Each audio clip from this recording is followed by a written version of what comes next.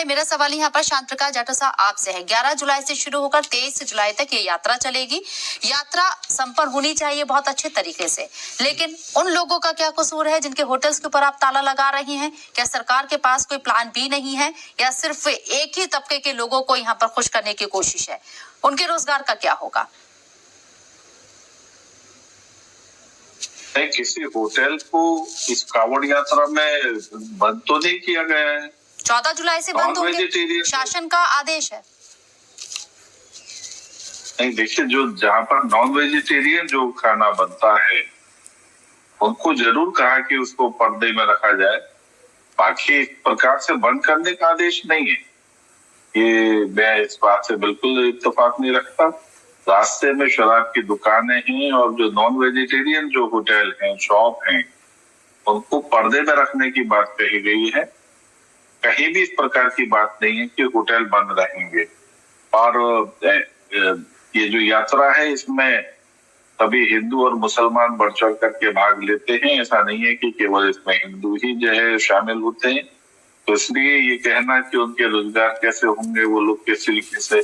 अब आप एक चीज बताएं, रमजान के महीने में भी जो खाने के होटल हैं उन पर पर्दे गिराए जाते हैं ताकि रमजान में जो रोजेदार हैं उनके सामने खाना बनाना जो है उसको ठीक से समझा माना जाता है। तो ये तो परंपराएं हैं, इसमें कोई ऐसा वो नहीं है कि जो है ना एहतियात रखना, किसी की भावनाओं को आहत करना, ये हमेशा से चलता आ रहा है। इसमें कुछ नया नहीं है। यहाँ पर जो है ना कोई बदमाशी ना करे, कोई असामाजिक तत्व जो है माहौल को खराब ना करे, इसलिए थोड़ा सा एहतियात बरता गया है। मैं समझता हूँ कि जितने भी जो रास्ते में जो कांवड़ यात्रा के रास्ते में जो हिंदू मुसलमान हैं वो पूरी शिद्दत के साथ में जो है इस यात्रा को सफल बनाएंगे और बनाते आ रहे हैं। आज से नहीं, तमाम वर्षों से जो है ये यात्रा जो है वो सबके आपसी एहतराम से ही चलती है। मेहमान हमारे साथ बने हुए हैं शांत प्रकाश जाटव जी, आपके पास में आना चाहूंगी। सरकार की तरफ से जो एक्शन लिया जा रहा है उसमें पूरी तरीके से सबके लिए एक बराबर एक्शन होना चाहिए, ऐसी उम्मीद की जाती है। सख्ती सबके लिए होनी चाहिए। शराब की दुकानों पे आप सिर्फ पर्दा कर रहे हैं और मीट की दुकानों पर या फिर ये कहें नॉन वेजिटेरियन जो होटल्स हैं उनको आप बंद कर रहे हैं। 14 तारीख का ये फरमान है, 14 तारीख से तमाम चीजें होंगी। यूपी की तर्ज पर जो चीजें शुरू हो रही हैं उसका व्यापक असर हो रहा है। दिल्ली में भी अब इस तरह की कार्रवाई की मांग उठ रही है। दिल्ली में बीजेपी की सरकार है, कपिल मिश्रा ने खुद इस पर बहुत सख्त रद्द-ए-अमल जाहिर किया है। आपको नहीं लगता कि यूपी की तरफ से जो एक्शन लिया जाता है या फिर जो सख्ती दिखाई जाती है उसके व्यापक असर में हरिद्वार में मुसलमानों की एंट्री बैन हो, ऐसी भी यहाँ पर डिमांड की जा रही है? तो सरकार को ऐसा कोई तरीका अपनाना चाहिए जिसके मुस्बत रिजल्ट हो, ना कि फिरकावाराना चीजें सामने आए या फिर माहौल कशीदा हो। देखिए, जिस तरीके से एहतियातन जो है ये सब चीजों पर कदम उठाया गया है, नॉन वेजिटेरियन शॉप को ढकने का, बंद करने का जो बात कही गई है, या शराब की दुकानों को बंद या ढकने की बात कही गई है, इसमें कोई बुराई नहीं। और ये सही मायने में ये पहली मर्तबा नहीं हुई, वर्षों वर्ष से जो यात्राएं चल रही है पहले भी हुई। क्या पिछले साल जो है ये नॉन वेजिटेरियन शॉप बंद नहीं हुई थी? तब हुई थी। क्या पिछली मर्तबा जो यात्रा निकल गई उसके सामने सड़क पर जो है ना मुर्गे टांग करके बेचे जा रहे थे?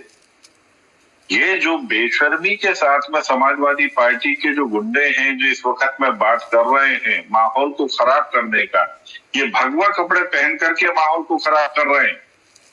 ये भगवा कपड़े पहन करके जो लोग वहां पर जो है ना लोगों के पैंट और कपड़े उतार करके देख रहे हैं, ये सब समाजवादी पार्टी के हैं।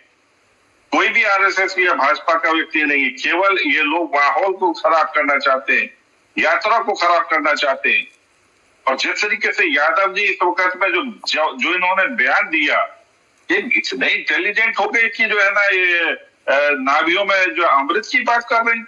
आपकी जुबान पर जो है जो जहर है वो इस वक्त माहौल खराब कर रहा है। अगर ये शांति से बैठ जाए तो कहीं किसी प्रकार की कोई परेशानी की बात ना हो। केवल इन लोगों की हरकतों की वजह से मुसलमान परेशानी में आता है। जो रूट पर रहता है उन लोगों के घर में मायूसी छाई रहती है कि कहीं कोई उपद्रवी जो है वो कोई शरारत ना कर दे।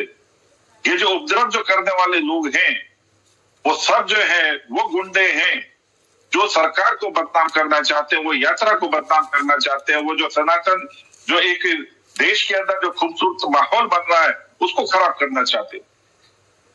हमेशा से इस प्रकार की जो है आपसी तालमेल के साथ में हिफाजती रोक रही है। अगर आज ही पेट भरने की बात आ रही, क्या पिछले साल जो है ना लोगों जो वहां के जो होटल बंद थे तो उन लोगों के घर में क्या खाना नहीं बना था? मैं तमाम लोगों के साथ में बातचीत करता हूं, वो लोग कहते हैं कि हाँ 10 दिन हम लोग जो है नॉन वेजिटेरियन पर परहेज करें। तो अगर इस प्रकार की बात अगर वहां का आम जो है जनमानस वो उस चीज पर तैयार है, अगर उसी वक्त में बेचना है और उसी वक्त में ये समाजवादी पार्टी के जो सो कॉल्ड जो नेता हैं वो वाहियात बातें करके लोगों की भावनाओं के साथ में खेल रहे, नाभि में जो है ना अमृत की बात कर रहे। इस प्रकार की बातों से बचना होगा।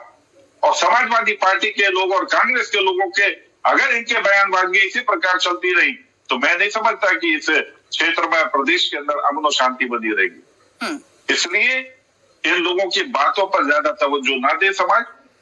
यात्रा बहुत खूबसूरती के साथ निकल रही है, निकलती है और इसी तरीके से निकले, ऐसी ईश्वर से दुआ करें। बढ़ाने तमाम गेस्ट हमारे साथ मौजूद है। शांत प्रकाश जाटव जी आपके पास आऊंगे। हिंदुस्तान की पहचान उसकी कल्चरल वैल्यूज से यहाँ होती है, लेकिन हम देख रहे हैं कल्चरल वैल्यूज को लेकर ही सबसे बड़े तनाव से सामने आ रहे हैं, या ये कहें कि लोगों को बांटने की कोशिश हो रही है। इसे आप कैसे देखेंगे? देखिए, जो यात्रा अभी कावड़ यात्रा जो निकलने जा रही है, अगर आप इसके भाव को देखें तो जितनी कावड़ जो सजी हुई है उन कावड़ों को सजाने का काम केवल हिंदुओं ने नहीं किया है, मुसलमानों ने भी किया है।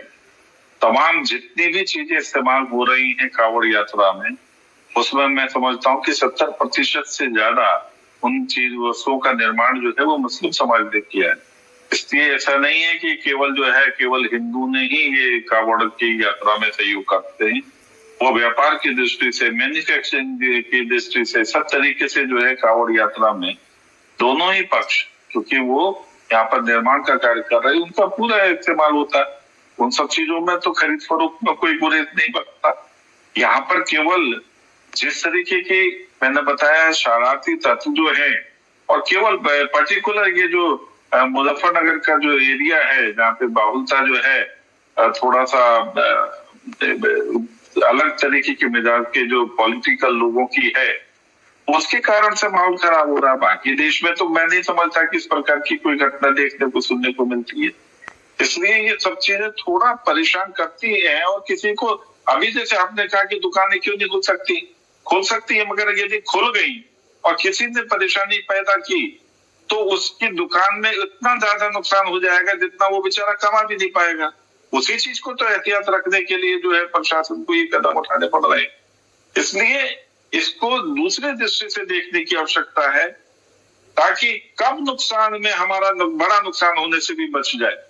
सरकार नहीं चाहती किसी की जो है ना मुंह से निवाला छीनना, मगर कहीं ऐसा ना हो कि जो है वहां पर जो सुरक्षा बल है वो उतनी मदद न कर पाए और मालूम पड़े कि ये पूरा डर कावड़ यात्रा के दौरान ही क्यों बना रहता है कि इसलिए दुकानें जो है बंद की जा रही ताकि नुकसान ना हो। ताजिए के जो 10 दिन के जो जुलूस होते हैं, जो वहां पर जुलूस निकाले जाते हैं, मैं खासकर लखनऊ की बात कर रही हूँ, वहां पर ये खदशा क्यों नहीं बना रहता है? वहां पर क्यों नहीं ये चीजें की जाती हैं? देखिए ताजिए के अलावा आप यदि जो है ना जो उसमें जम्मू कश्मीर में अभी यात्रा निकलने वाली है बर्फानी बाबा की, हम उसकी अमरनाथ यात्रा, हम उसकी भी बात कर सकते हैं। वहां पर गोलियां चले ना, वहां पर क्यों हुई, ताजिए में क्यों नहीं हुई?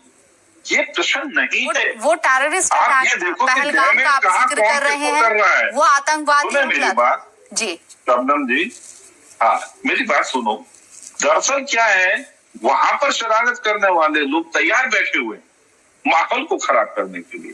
उससे एक मकसद हल होता है और वहां पे इस मरतबा भी जो है ना सुरक्षा बल पूरा लगा हुआ है और दहशत में भी है लोग, और यात्रा करने वाले उस दहशत के बावजूद भी जा रहे हैं।